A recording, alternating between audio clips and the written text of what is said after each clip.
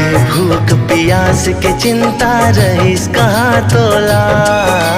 दिन भर तोर मजदूरी में बीते संग लिए मोला।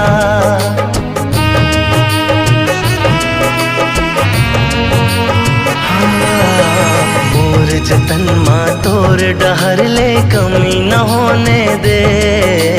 कोनो खिलौना बरमा मोला कबू न रोने दे। बिना शिकायत मोर हर जीदला पूरा करे हसमा, पूरा करे हसमा।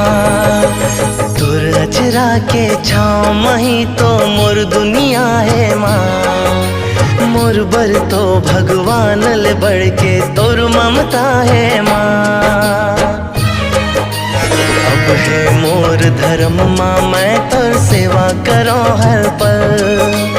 तैं अब कर आराम यही है तोर मेहनत के फल।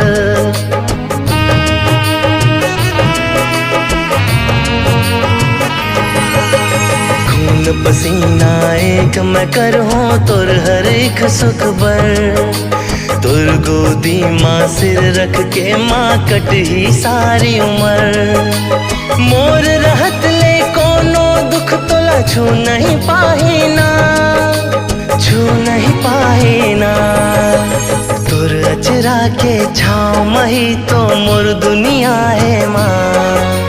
मोर बर तो भगवान ले बढ़ के तोर ममता है माँ। मोला जन्म दिसकत का दुख तकलीफ ल सही के माँ। मोर बर तो भगवान ले बढ़ के तोर ममता है माँ। ओ माँ, ओ माँ, ओ माँ, मोर माँ।